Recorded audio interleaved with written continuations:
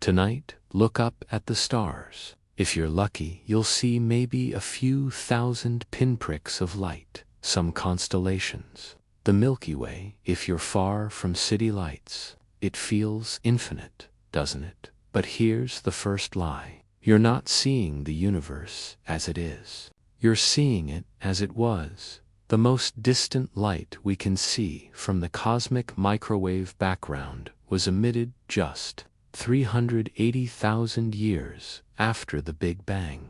Back then, that spot was only 42 million light-years away from what would become Earth. But during the 13.8 billion years that light traveled, space expanded, stretched, grew. By the time that photon finally reached us last year, the place it came from wasn't 42 million light-years away. It was 40.5 billion light-years away. Our observable universe, the cosmic bubble, we can theoretically see as 93 billion light-years across. A sphere with us at the center. Every observer, everywhere in the universe, sees themselves at the center of their own observable sphere. An alien in Andromeda has their own 93 billion light-year bubble. Overlaps with ours, but different. This bubble, this cosmic horizon, contains an estimated 2 trillion galaxies, each with hundreds of billions of stars. That's more stars than all the grains of sand on every beach on Earth. But here comes the second lie, and this one keeps me up at night. That bubble, that entire observable universe with its 2 trillion galaxies. Well, we don't know what the actual universe. We are unimaginably small and trapped. I came to the Atacama Desert because it has the clearest skies on Earth, no light pollution, minimal atmosphere. You can see deeper into space here than almost anywhere else. But what I've learned is that no matter how powerful our telescopes become, we will never see beyond this bubble. There's a wall, a literal wall of light, the cosmic microwave background. It's the afterglow of the Big Bang, stretched from visible light into microwaves over 13.8 billion years. It comes from every direction, and it marks the absolute limit of what we can see with light. Beyond that wall, the universe is opaque, like trying to see through a cloud. No photons from earlier times can reach us, but mathematically, physically, the universe continues, with more galaxies, more stars, more planets, probably with more versions of us looking up at their skies, wondering if they're alone. They're not beyond some magical edge, they're just over the horizon. Now here's where it gets truly strange. The edge isn't stationary, it's moving. Not because we're moving toward it, but because more light is constantly arriving. As the universe ages, light from more distant regions finally reaches us. Our bubble grows by about 1 light-year every year, but Tand, I need you. To really sit with this, most of the universe is already forever beyond our reach. There's another horizon, the cosmic event horizon, currently about 16 billion light-years away. Anything beyond that point is receding from us faster than light. Not because it's moving through space that fast, but because space itself is expanding between us. Light emitted from those regions right now will never reach us. Not in 1 billion years, not in 1 trillion, never. We are losing the universe right now. As we speak, galaxies we can see today with our telescopes will eventually vanish. Not because they burn out, but because they'll cross that event horizon and disappear from our sky forever. Their light will stretch into longer and longer wavelengths until it becomes undetectable billions of years from now. Any civilization living in what's left of the Milky Way will look up at a nearly empty sky. No distant galaxies. No proof of the Big Bang. Just local stars. They'll think the universe is small, finite, maybe even think they're alone. They'll have no way of knowing about the glorious galaxy-filled cosmos that once surrounded them. That's the first edge. The horizon edge. The one defined by the speed of light and the expansion of space. But it's not the most unsettling edge. These telescopes, they're not really looking at light. Not in the way you think. They're listening to whispers. The universe speaks in many wavelengths. Visible light is just one narrow octave in a cosmic symphony. ALMA listens to millimeter waves. Radio telescopes hear even longer whispers. X-ray and gamma-ray telescopes catch the high-energy screams, and each wavelength shows us a different universe. The optical universe is pretty. Nebulas glow, stars twinkle. But the radio universe, that's where monsters live. Supermassive black holes screaming as they devour matter. Galactic jets shooting out plasma at near light speeds. The leftover radiation from the birth of everything. But even combining all these wavelengths, we still only see our bubble. Still trapped behind that 93 billion light-year wall. Unless we learn to listen to a different kind of whisper altogether. On September 14, 2015, at 5:51 a.m. Eastern Time, the universe whispered to us in a new language.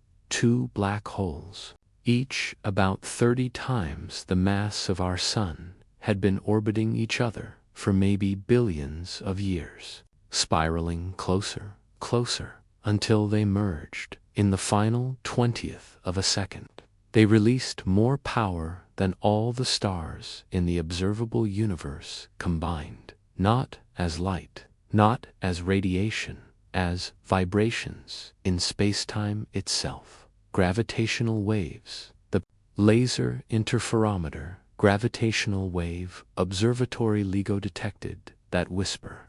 It changed the lengths of its arms by 1,000th the width of a proton, and it opened a new window, because gravitational waves don't care about opacity. They pass through everything. The early universe was opaque to light for 380,000 years. But gravitational waves from the first second, the first microsecond, they could, in theory, reach us. We could potentially see, or rather, hear beyond the cosmic microwave background. 2 timescales so early, so energetic, that the very concepts of space and time. But there's a problem with looking too far back, too close to the beginning. The universe has a way of hiding its secrets, of erasing evidence. Most cosmologists believe that in the first 10 to 32 seconds after whatever started everything, the universe underwent something called inflation. It expanded faster than light, not just quickly, exponentially, by a factor of at least 1026. That expansion would have stretched any pre-existing wrinkles in spacetime flat. Like smoothing out a crumpled sheet, it would have erased everything that came before. We can't see beyond inflation because inflation destroyed the evidence. It's the ultimate cosmic crime scene cleanup, which means the observable universe might have an edge in time as well as space, a boundary at t equals 10 to 32 seconds. Before that, physics as we know it doesn't apply. Maybe time itself didn't exist. Maybe cause and effect break down. But here's what keeps me pacing in my trailer at 3A.m. What if inflation didn't erase everything? What if there are scars, faint imprints on the fabric of reality that even exponential expansion couldn't completely smooth away. Some cosmologists have claimed to see anomalies in the cosmic microwave background, circular patterns, asymmetries. Could these be bruises from before the Big Bang? Evidence of collisions with other universes? The scientific community is skeptical.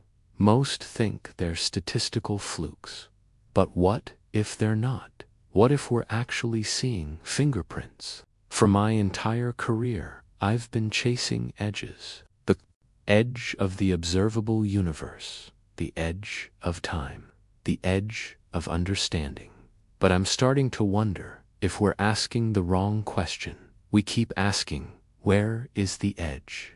As if it's a place we could visit, a fence we could touch. But what if the edge isn't a where at all? What if it's a when? The Atacama isn't just good for astronomy. It's one of the best places on Earth to see time. These rocks, some of them haven't seen rain in millions of years. The valleys look like Mars, because this is what happens when you remove almost all. The universe is heading toward stasis, heat death, maximum entropy, a state where nothing happens anymore. Ever, the expansion is accelerating. Galaxies are disappearing beyond horizons. Eventually, all that will be left are isolated black holes, evaporating over incomprehensible timescales. Then nothing. That's the ultimate edge. Not a boundary in space, but the end of time itself. The heat death isn't the end. What if it's a ...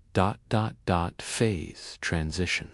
Like water freezing into ice, the molecules slow down, Arrangimento crystals. From the perspective of a water molecule, movement is ending.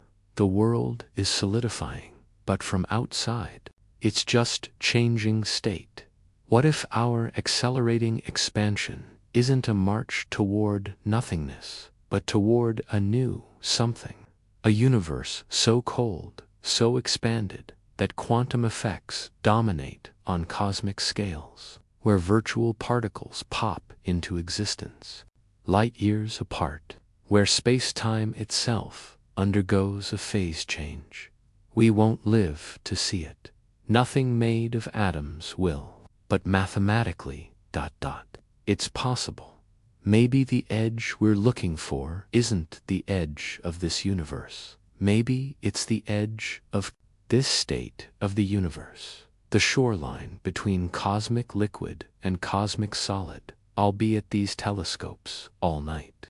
We're observing a galaxy cluster 8 billion light-years away, studying how dark matter holds them together. Standard stuff, but in the background, I've programmed the detectors to look for anomalies, for patterns that shouldn't be there, for whispers that might be coming from ... elsewhere. Most of my colleagues think I've gone too far, that I'm seeing patterns in noise, chasing ghosts. Maybe I am.